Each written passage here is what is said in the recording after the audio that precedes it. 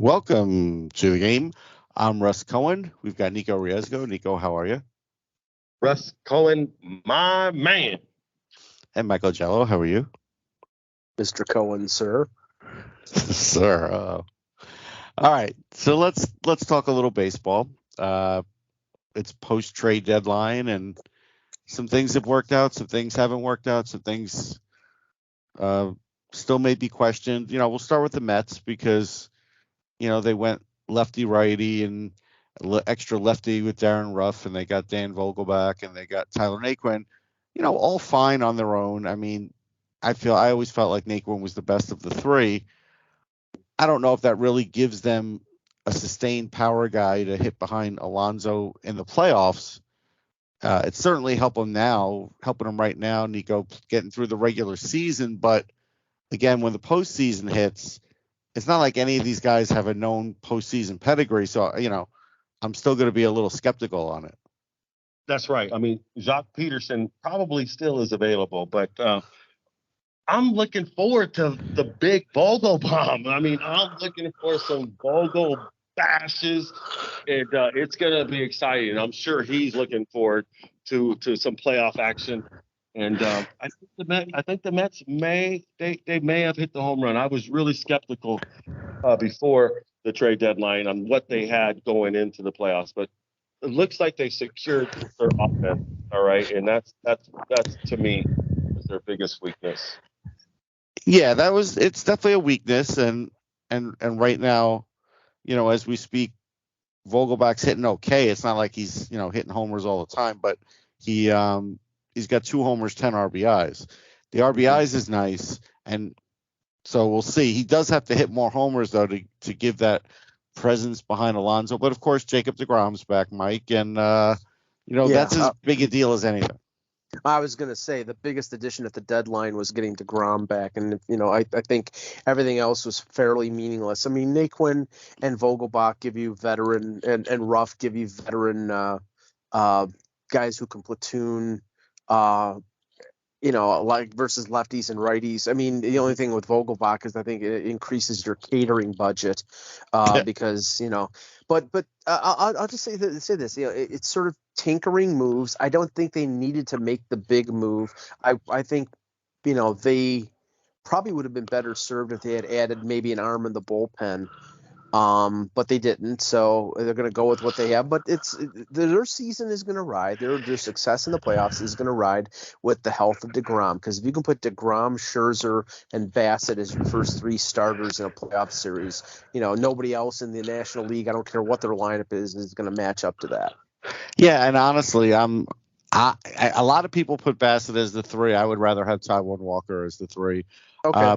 But either way, it doesn't matter. They got 4 strong, and then the rest you worry about. Like, honestly, like a guy like Carrasco, I kind of would put him in the same role that Rick Aguilera had during like the '86 run, and let him just pitch those extra innings when someone doesn't have a good start, or you got to finish a game, but you may not win it, and you got to have some 5 innings from that and save the pen. Like I would use him for those kinds of things, but they do look in pretty good shape, Nico. And right now, whatever curse you have on them isn't working. No. It's not a curse for the season. I mean, the curse is for the championship. We gotta get the gold. None of this matters if they do not win the World Series. That's what they're here for. They're here to win it all. And I'm on their team.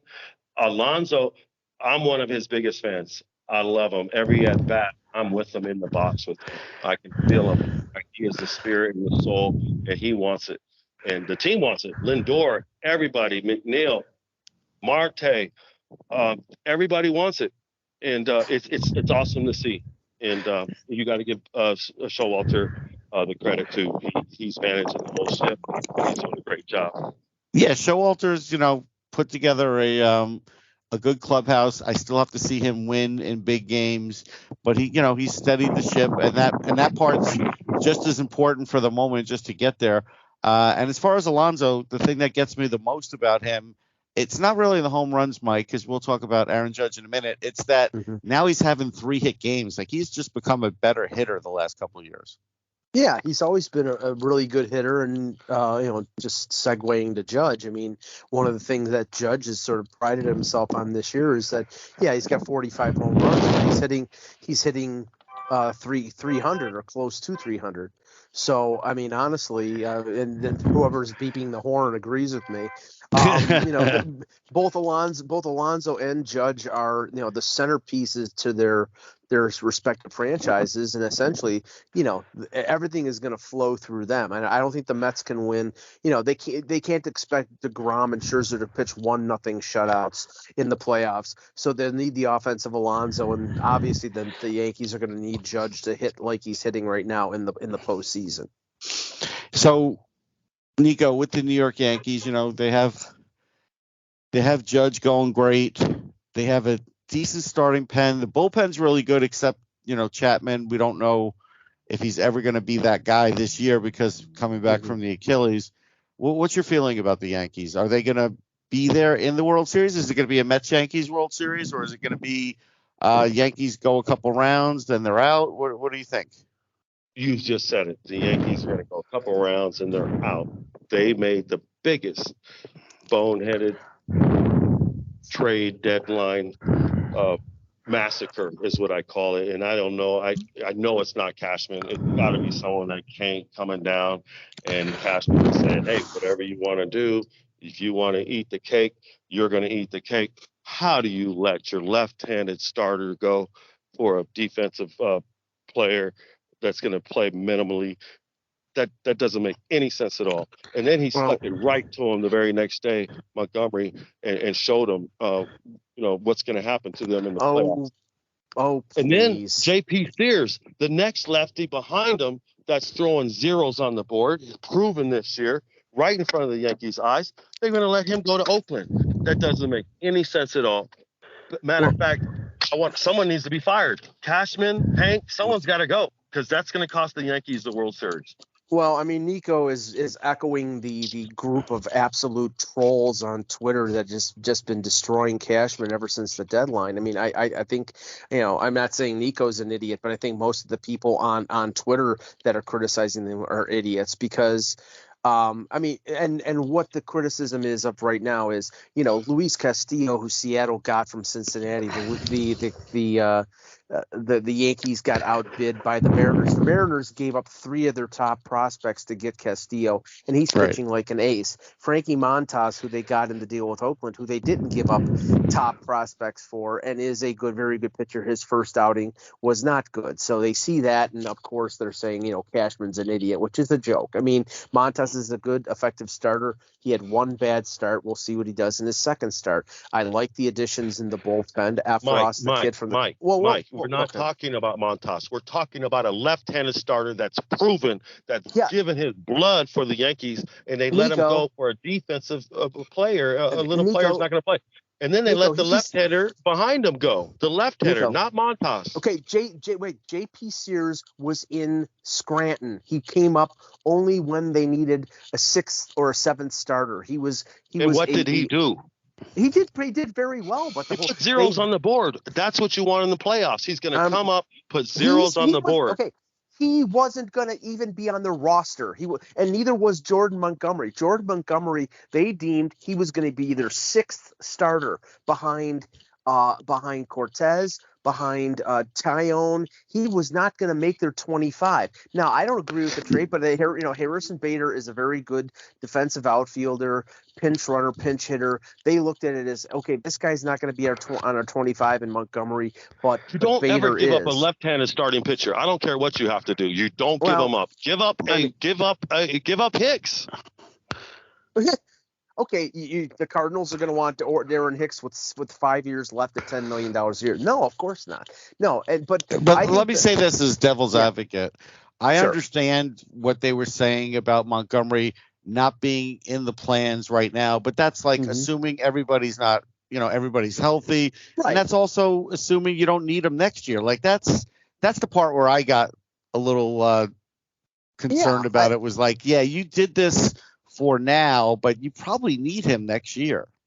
No, they're going to need him in the playoffs. They're going to swallow their words, and he proved it to him the next day. No, okay, he pitched a great game against them, and I'm sure he was very motivated to do that. But the whole point is they did not believe. I mean, he's been a good player. He's been a good soldier for them. I liked him. He was heartbroken when he was traded. I get all that. But what I'm saying is they deemed he was going to be behind Cole, behind Montas, behind Cortez, behind Tyone. Behind Montas, that's where they messed up. You never put Montas in front of your left-handed guy he's been your left-hander all year. And they give him no respect. They have no clue about baseball. Left-handers are gods. Well, okay. Well, I mean, they deemed he was not. Mike, you're not a god. I have to just let you know. Yes, that. Okay. I'm a lefty, but I'm not a god. But the move that was the best move, and of course, he started out really slowly, but the last 3 or 4 games has been really great. Has been Benintendi. That was a fantastic move by them. They didn't give up a lot for him. Yeah, it was a no-brainer. It was an absolute no-brainer.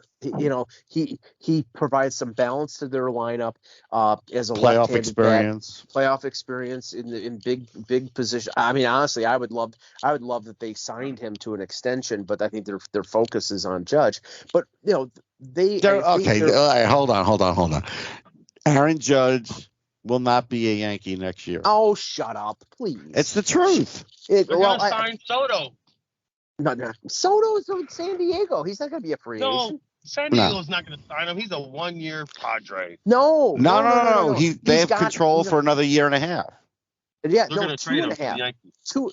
No, they're not. No, it's the half year this year. Well, yeah, it's another 2. Yeah, it's 2.5. Yeah, sorry, yeah. 2.5. So he's in San Diego, or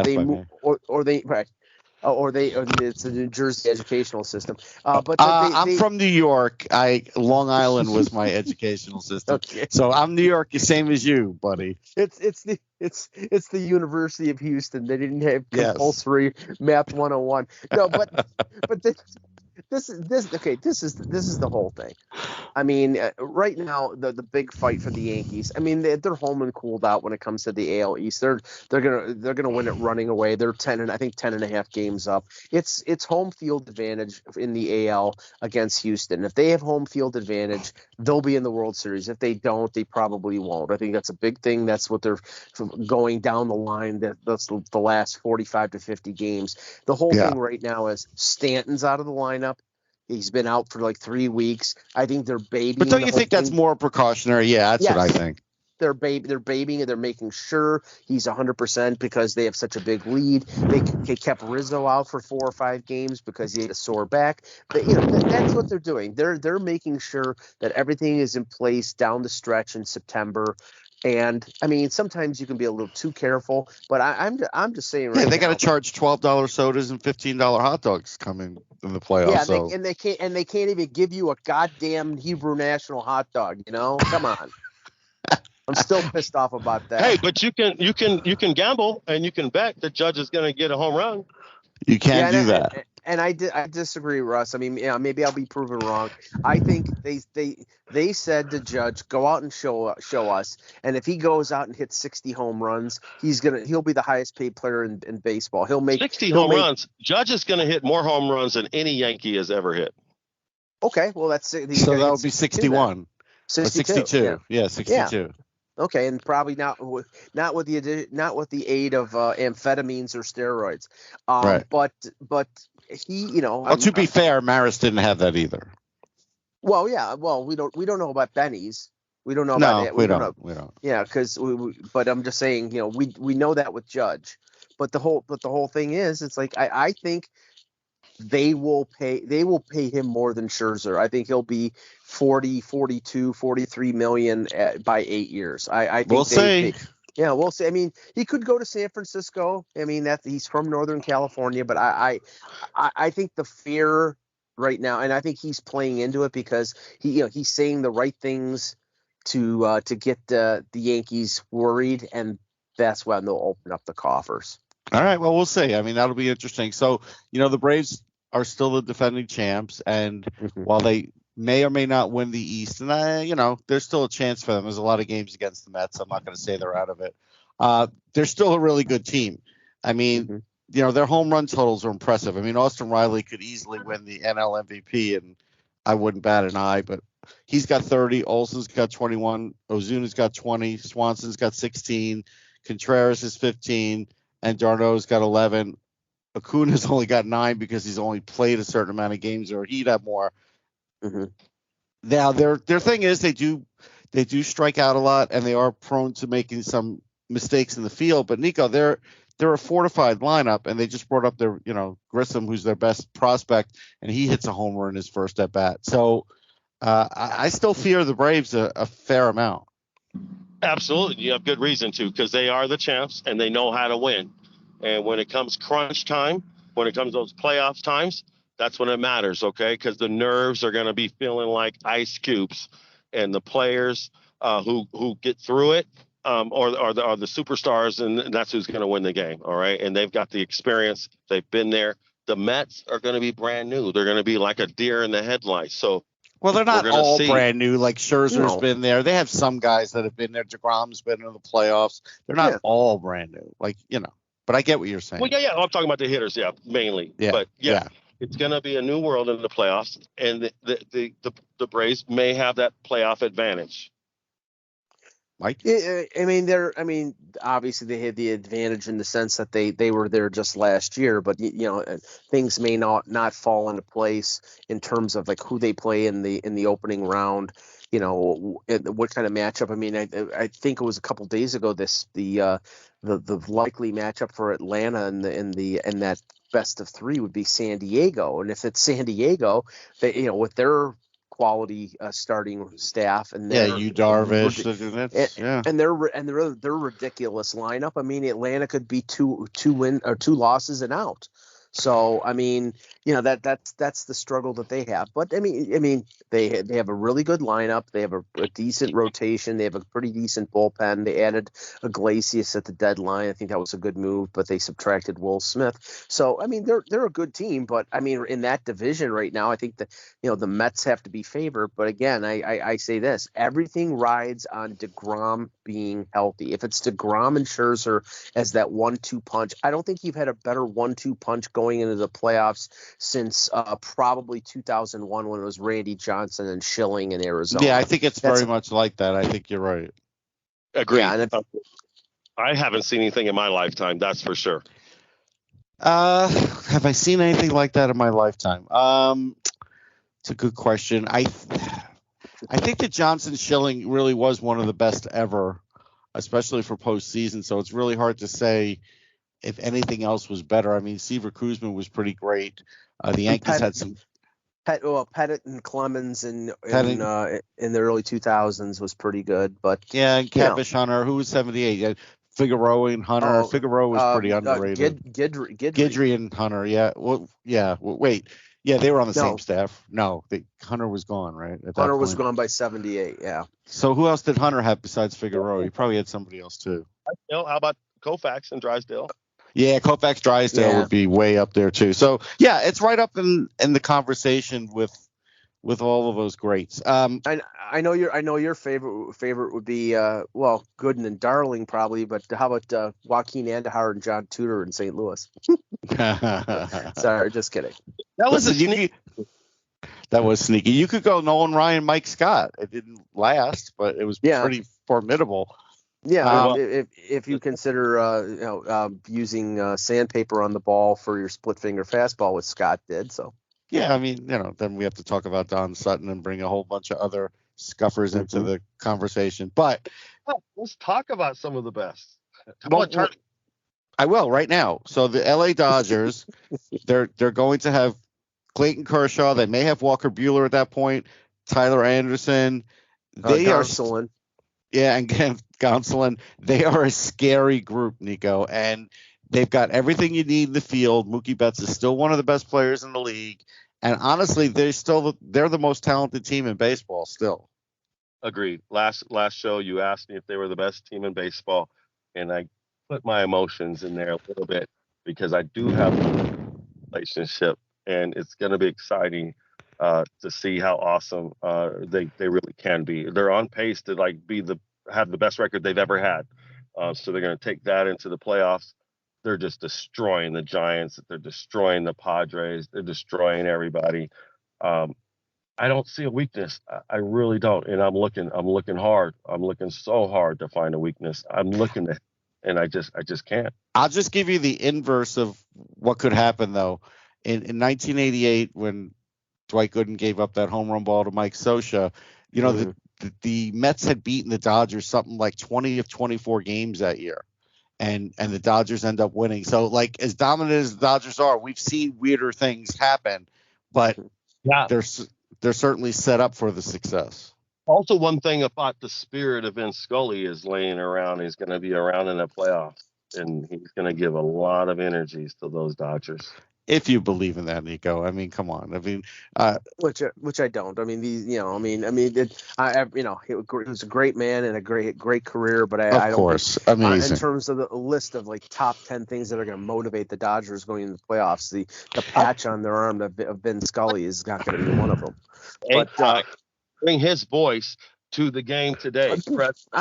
Listen, he's unparalleled. Like, nobody's going to 64 years in the Dodgers booth, or 67 years in the Dodgers booth is unparalleled. Brooklyn Dodgers too. So we're not debating that. I mean, the call of my lifetime is the 86 call with going through Buckner's legs, and he made behind the bag.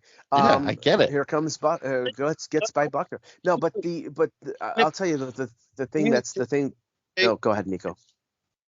Can you recreate his voice? Do you think they can AI put his voice to what is happening on the field? It's unfair to guys that are working, so you can't do it. Yeah, but on the field here, what I think is important. What is thoughts? Uh-oh, we lost Nico. I'm here. Okay. Yeah, whenever you want his thoughts. Hey, Vin. Well, that was a great game. Mookie Betts looked great today. Had 3 home runs, and man, you don't want to do that. Yeah, please. I think it's a bad idea. Yeah, on the field though, I think that the thing that's important is, you finally have a guy like Gavin Lux, who's been a sort of a prospect that hadn't come to fruition. He's starting to do it, playing left field and second base, hitting close to 300. But they're getting some players back like Dustin May, who had Tommy John surgery last year, is throwing 99 miles an hour down in AAA. He'll be in their bullpen. So Freddie Freeman, Will Smith catching, Trey Turner, the biggest robbery in the last 5 years in a trade. Yeah, I mean, right. So I mean, their lineup is really. I mean, the funny thing is they may not have the best lineup in Southern California, because San Diego with their lineup now could conceivably be better. But I think their pitching staff is better than the Padres. The only team that their pitching staff is not as good or at least their rotation is the Mets. So right. I mean, we'll if see. Those two teams matched up, it would be like really kind of like the kind of matchups I used to see as a kid, where like in the 73 series, it was Seaver and Catfish Hunter. Like, you don't see that all the time anymore. You do get them for 1 or 2 games sometimes in these playoffs and World Series where you get the right matchups and they're great. But, back in that era in the 70s, there were so many great starters that it was like you would get 3 of those. But again, these guys were, pitching fewer innings. It's a whole complicated thing. But I love those great pitching matchups. Don't get me wrong. I think we all see the Mets versus the Dodgers in the pennant for the National League. And I think we all see the Yankees, but who is going to be that other team in the AL pennant? Astros. It'll be the Astros, because I don't want them to be, so that means it'll be them. Yeah, it's gonna be them, and I think Yankee fans will not be satisfied until they see somebody throw it Altuve's head. They could spoil those Astros before they even get to the Yankees. Well, that's possible, but it depends on matchups. But is it the Blue Jays? I mean, their pitching is flawed. Their lineup is good, but their pitching is flawed. I don't know if there's a team out there in the AL that's it's not Tampa. I would. I mean, and I'm not. I would love to see Baltimore make the playoffs. That would be a fantastic Cinderella story, especially after they traded their closer and they traded their arguably their best hitter. Yeah, they have a chance. They're sticking in it. It's great. Now they're going through some executive challenges right now too, as far as their Their ownership, Yeah. I think. Yeah, and that's going to probably continue. So we'll talk for a minute about an upcoming series with the Mets and Phillies. Should be pretty heated. I mean, there's some great matchups. Scherzer and DeGrom are going in the first two.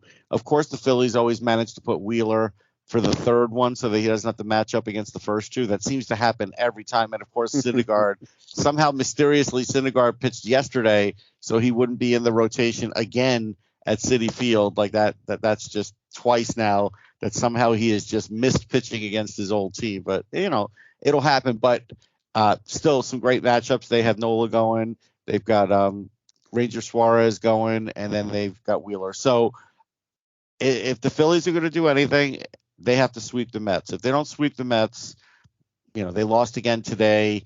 They'll still make the playoffs because the playoffs, are easier now, and they're probably like still 11 games, something like that, over 500.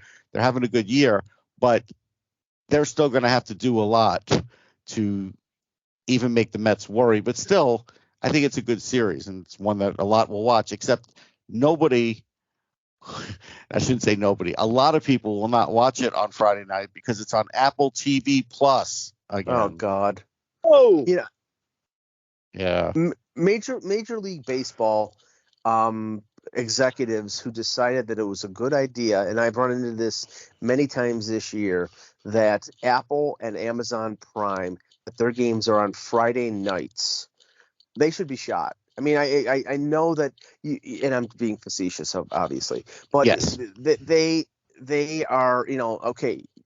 For the money that they're paying, I understand that they're expecting prime time games, and Sunday is ESPN and Saturday is Fox.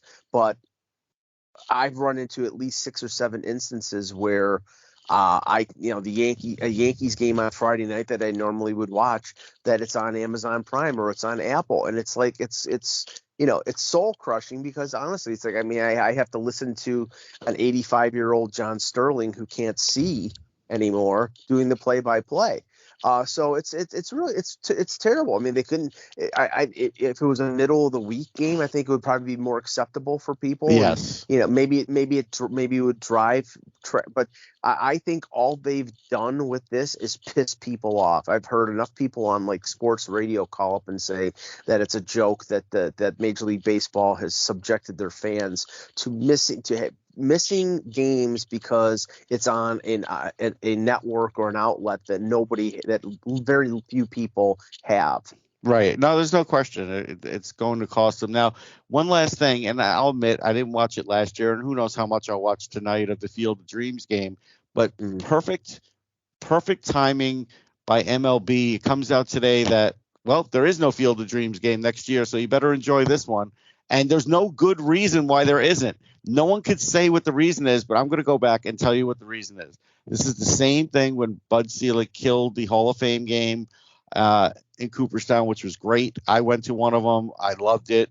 People loved it. But, the players had to drive on a bus for a couple of extra hours, and it's like a little bit out of their routine. And I'm sure the PA said, we don't really want to do this game again. We know it's a big ratings driver, but, it's hard on the guys. And lo and behold, I doubt we'll ever see another one, Mike. But it's just unbelievable. They finally found something like the NHL's Winter Classic, and they're killing it already.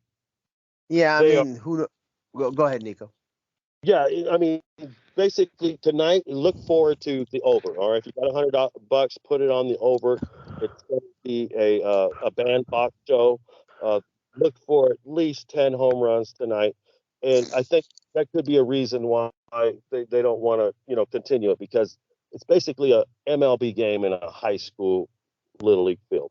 What's the difference between that and Great American Ballpark? It's one game. They played the most ridiculous game in England. Mike, that was awful. Do you remember that? Yeah, against the Red Sox, and it's a Red Sox Yankees game. Please look like it's being played on a friggin' cricket field. No, I mean, okay, the dimensions are Major League dimensions, but it's 85 degrees in Iowa, so the ball's going to be traveling like it'd been like launched from an Atlas rocket. So, I mean, last year I watched most of it. It was White Sox Yankees. It was a fantastic game, except for the the ending. But from my point of view, this year you can tell that Major League Baseball is not really putting their energy in it when they put the Cincinnati Reds, the team that is basically a AAA team after they've traded everybody, and the Chicago Cubs. So if they're not going to put any energy and any oomph into it, then you may as well end it, because it's an embarrassment. But again, fans liked it, but whatever. Right. Oh no, and there's going to be 8,000 fans there. I just saw a report that said it's on StubHub. Tickets are going for as much as $5,000. So yeah, it's popular. I would keep doing it. I'd keep mixing the teams around. But it's a destination. It's not like you can travel it to some other place. And that's the thing. They might be moving this type of game to. I heard there are going to be games in France or some crap like that. I mean, why do that stuff? But they want to be more international. Yeah, but Field of Dreams at least is associated with baseball. It makes sense. These other things are not associated with baseball. It's part of the and it breathes. And Kevin Costner, until the day he dies, needs to be here every single year to throw. Well, he's not going to be there this year. And the only thing that they're going to he's too busy filming Yellowstone. That's true. That's at least an excuse. Yeah, but the only thing that they're going to do that is a good move is they're going to have a tribute for Ray Liotta. So that's smart. That's nice. No, that's nice. He deserves that, and that's fantastic. But all right, that's it for this week's edition of the game. We'll catch everybody next time. My man. By the way.